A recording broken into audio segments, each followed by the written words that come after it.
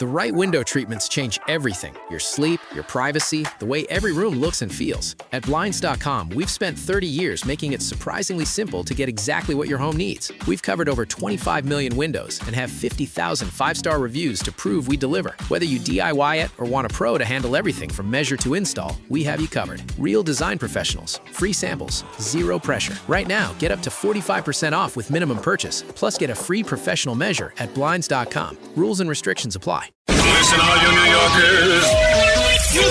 Taxi. Okay, man, we're looking around. This is the 77 WABC minicast. My congressman out in Suffolk County, Nick LaLota, a distinguished graduate of the Naval Academy, did naval service, have honors from his naval service. He is a lawyer. He's an MBA, and he's on the Appropriations Committee. A first-class, common sense member of the Congress. And Congressman, welcome back to Let the Record Show. I'm very happy to have you here today.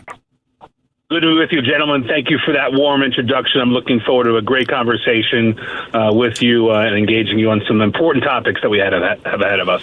Mr. Chairman, would you be kind enough to begin the questioning of our esteemed guest? Absolutely, Congressman. It's a pleasure to be there. And for our listeners, for full disclosure and transparency, which defines the Republican Party, I do want to say not only am I a constituent of Congressman LaLota's, but I have worked with him for a number of years intimately and have worked shoulder to shoulder with him on his successful and overwhelming elections and re-elections here as a representative from the 1st District. Nick, great to have you, Congressman. Thanks for being here. Chairman, good to be with you again. Yeah, we've been through some good battles together. They outspent us 6-1, 2-1, and 3-1. But your leadership helped us get us across the finish line. So good to be with you again here today. I appreciate that. As we've always told constituents, not only here in Suffolk County but throughout the country, that the people of this country trusted Nick LaLota to defend his oath, to honor his oath and defend the liberties of this great country as a member of the military, and he continues to do that in the chamber of the House of Representatives. And one of the things and I will tell you, someone that knows Nick LaLota, he is a dog with a bone on certain issues. One of them being specifically SALT, the state and local tax deduction that was reduced in previous tax cut bills to $10,000 per family. Now it's been increased. It's been increased by 400%. You can speak about that. But Nick, I think it's important. You have been probably one of the most articulate representatives on both chambers and maybe even the administration on the true benefits of the middle-class tax cut, or the one big beautiful bill, which, as I just said, increases SALT deductions by 400%, gives you the largest middle-class tax cut in the history of our nations. No tax on tips, no tax on overtimes, no tax on Social Security. I think it's important that the people, maybe just now, as they're getting their refund checks, are seeing the benefits of the hard work you and the Republican majority did, along with the president, to deliver this historic tax cut and these historic deductions. Yeah, Jesse, thank you so much. I appreciate your acknowledgement of that. It was a hard-fought battle, a necessary one. Affordability is a large issue for my constituents here on Long Island, elsewhere in New York State. You know, when you think about Long Island congressmen doing big things, you probably think about Pete King in the 2000s helping to establish the Department of Homeland Security to protect our homeland post 9/11. You probably also think about in the 2010s, Pete King again bringing home a lot of bacon to ensure that we recovered properly from Superstorm Sandy. Both those were difficult endeavors. And working with Congressman Garbarino, Congressman Lawler and I, three guys here in the 2020s who really stuck to our guns to ensure that we quadrupled the state and local tax deduction, and that combined with the reduced taxes on tips, overtime, we are helping to get the average Long Island family. And there's a lot of partisan rhetoric about how do these tax cuts work for different classes of Americans. Even Newsday, not a huge fan of conservatives. Even Newsday, the regional newspaper here, said that the Trump tax cuts, where we fought to quadruple the state and local tax deduction, the Trump tax cuts are giving a $3,000 tax cut to average middle-class families who need it right now. You know, we live here in New York. New York sure spends a lot of money. They sure tax us a lot. They use a lot of our revenue to send it to the city and elsewhere in the state. So getting this $3,000 tax deduction, we think was quite meaningful for our suburban constituents here in New York, Chairman. So I have to say, before we went on the air, I made the observation. I grew up in Suffolk County. I went to Waltham High School, and I noticed that I graduated 2 years before you were born. So this is really quite depressing. But speaking of depressing, what am I supposed to say? Go ahead. Well, we won't go there. But speaking of really truly depressing, so we recently had a government shutdown, the longest in history, over focusing on not the Democrats' refusal to fund ICE. But eventually there was an agreement, and the theory was that the Republicans would fund DHS fully, including ICE, through reconciliation. That seems to have been delayed. Where are we on that? Yeah, it's been a challenging time here in the last couple of years to get both parties rowing in the same direction. Forever, the medicine that Congress took when it disagreed on specific policy items was to at least to continue doing the status quo and what was called a continuing resolution, at least continue status quo funding while we fought over the things on which we disagreed. Nevertheless, with this crazy, and some of my colleagues call it Trump derangement syndrome, some of my friends from the other side of the aisle can't seem to agree with anything the president proposes. So when some of those incidents happened in Minnesota, and some of my Democrat colleagues said that they didn't want to fund ICE until certain reforms were made, Republicans put on the table certain key reforms: body cameras for officers, an increase in the number of weeks of training, some additional transparency disclosures, some limited enforcement in certain select locations. And we were seeming to meet every demand they were saying that they needed to fund ICE. But nevertheless, at the end of the day, despite us continuing to meet their demands, Chuck Schumer would not supply any votes towards funding ICE on a status quo basis, neither with that nor with the reforms that were on the table. Only Fetterman and maybe one or two other Senate Democrats lent their votes to funding ICE. So right now, ICE and CBP, Customs and Border Protection, are being funded with monies from the big, beautiful bill. It's not the ideal way to do it. The better way to do it is through the appropriations process. I don't just say that as an appropriations committee member, but as somebody who understands that that is certainly the more precise way to fund your government. But we're in this stalemate right now. I don't know what breaks this stalemate. We thought that logic and common sense and meeting demands would, but now so far it hasn't, and it's quite frustrating, to be honest with you. I think regular Americans who don't really subscribe to the full-on red or the full-on blue view of the world just want us to compromise, negotiate on some things. I think a good compromise is on the table, but one that my Democrat friends haven't taken for a few months now. But my thought was that there was supposed to be some of this supposed to be done through reconciliation. Am I misunderstanding that? Yes. So in order to fully complement the funding for ICE and CBP, Republicans are poised to pass what we're calling Reconciliation 2.0, 1.0 obviously being the one big beautiful bill and those tax cuts. 2.0 by necessity will be fully complementing the funding here because of slim margins in both the House and reconciliation is always a partisan endeavor. The other party doesn't lend its votes towards it. So we're backed into this reconciliation corner, and now we need every vote to do it because we only have a 2 or 3 vote margin in the House, only a 2 or 3 vote margin in the Senate. And as I'm sure you know, some of our House Republicans and some of our Senate Republicans aren't rowing in the same direction as the rest of us. Some just lost their primaries, which I think is going to complicate their voting card here in the next couple of weeks and months. They're probably not so willing to be on the team right now. So that as well, when we get back to Washington next week, will prove challenging, I think. So when we talk about funding ICE, and it's really kind of a metaphor, a footnote for open borders and sanctuary cities and sanctuary states, which obviously no borders, no country.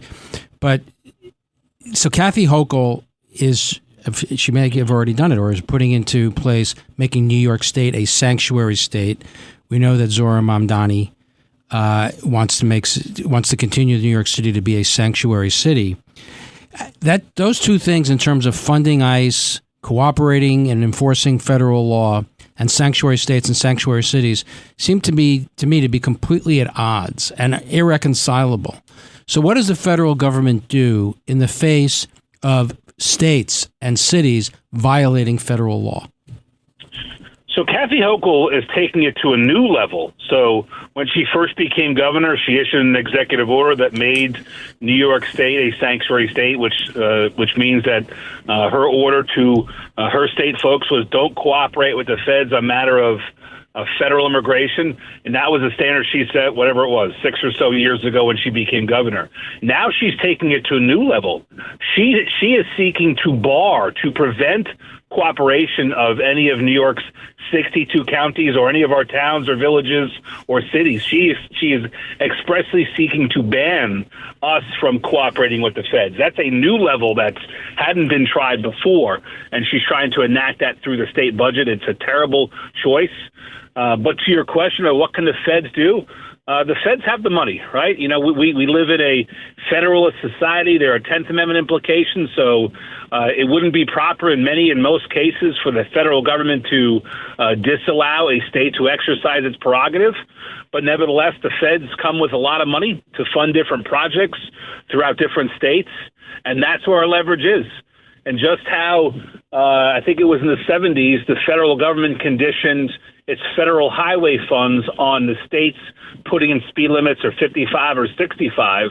I think the way ahead on matters like this is, hey, listen, the state has its prerogative through our concepts of federalism and the 10th Amendment to do what it wants.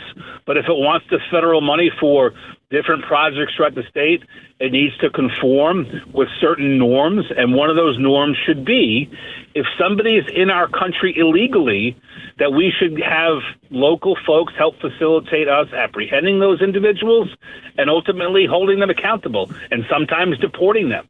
I mean, if we don't have borders, we're not a nation, and we should have 50 states helping us with that as well. And if they exercise their prerogative not to, I think, Eric, they shouldn't get the money.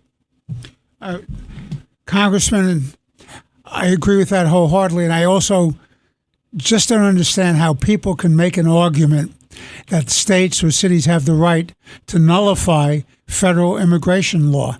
I find it absolutely astonishing because I thought that whole issue was resolved by the Civil War from the 19th century about the nullification of federal authority on the supremacy clause. And you, as a good lawyer, understand that. So when you talk to your colleagues on the other side who seem to have this as a litmus test, that they have a right to be obstructionist, to block law enforcement, what do they say in real life as opposed to when they're in front of the camera? How do they reconcile their public positions on these important issues in terms of national security and public safety to what they should be caring about and protecting their constituents? Yeah, I think you're right, Judge, to point out the two types of people that some elected officials are. Some of them are one personality on their social media feed or in front of a camera, and they're a different personality in private. But I tell you what, let's look back to Mayor Adams, a year or so ago, maybe 2 years ago by now, when he was dealing with the migrant crisis in New York. And he got a couple of candid moments in front of cameras, and he told New Yorkers, and Mayor Adams, a prominent Democrat for quite some time, so even Mayor Adams said this migrant crisis will kill New York City, and it is killing New York City. And Kathy Hochul is putting in $4.3 billion of our tax dollars in order to go to free hotels, healthcare, and lawyers for migrants, 3/4 of whom don't qualify for asylum, many of whom came into the country illegally under Biden or elsewhere.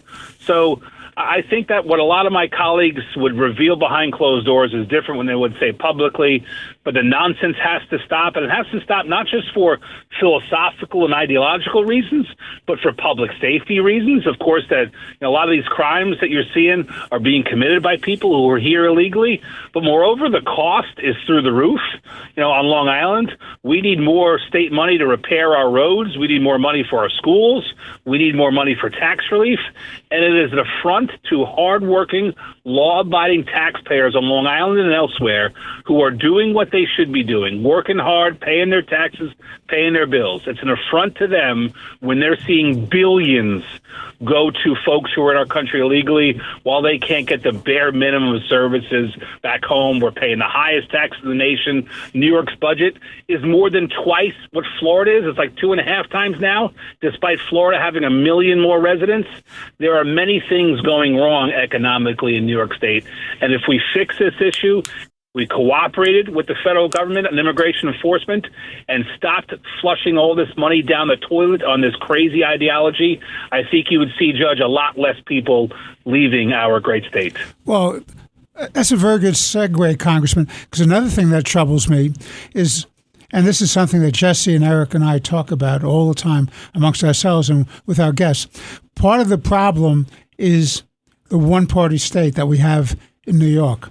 And they push through some of the most radical socialist, anti-police, anti-law enforcement policies through the legislature, rubber stamped by this governor.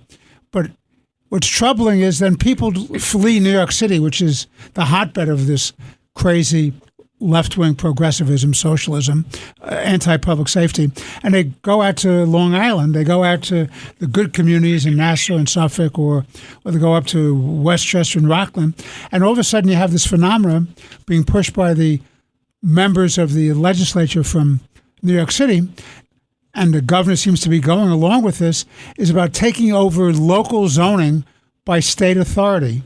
What will that do to our communities, the quality of life of the people who moved out of the city to get to a place where they can have peace and calm?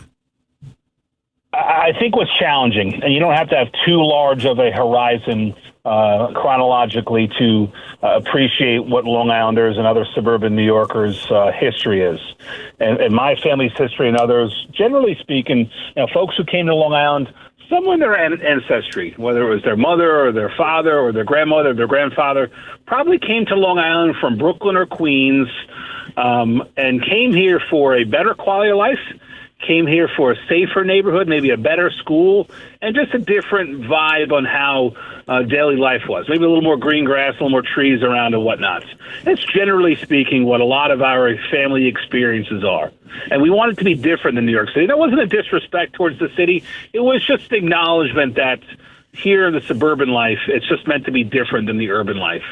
And if Kathy Hochul and Zoran Mondami and other New York State liberals get their way and take the zoning permissions and authorities away from village mayors and town supervisors and county legislatures on what they think best fits their community, then we might as well just be one big New York City as a state. That if the zoning doesn't matter and you can throw up a 10-story apartment building everywhere, then we might as well all be Queens, which I think that now when you analyze Zoran Mondami's approach towards private property ownership, where he wants to require that if you are a private citizen, you own a building and maybe you're renting out 10, 20 apartments in that building, that Zoran Mondami wants you, if you want to sell your building, he wants his government or the nonprofit to have the first right of purchase there because he wants people to forever be renters or be dependent upon government.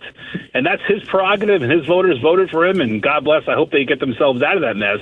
But that mess should not be imparted upon the suburbs of New York, which are run a lot better. Our budgets are run better, our quality of life is better, and we specifically, historically and now, have chosen to be different than the 5 boroughs, and that choice should not be taken away from us, Judge. I think that's exactly right. Well, Congressman Nick LaLota, my congressman out on Long Island in Suffolk County, I want to thank you very much on behalf of Chairman Garcia, Eric Levine, and myself for being with us again on Let the Record Show. You're a great member of Congress. The people of Long Island and New York State are lucky to have you in the Congress. The people of this country are lucky to have somebody like you with your distinguished career and your service to our country in the military as an honored graduate of the United States Naval Academy and as an officer. I want to thank you very, very much for joining us. Keep up the good work. Keep up the good fight. And I'm optimistic about our future as long as we have people like you, Congressman, in the United States House of Representatives. Thank you for joining us today. God bless, gentlemen. Thanks, Judge, for having me on. Thank you. Thank you, Nick. Please stay tuned. We'll be back in about a few moments for more important and interesting conversation on our second segment of this week's Let the Record Show. Let the Record Show is on the air.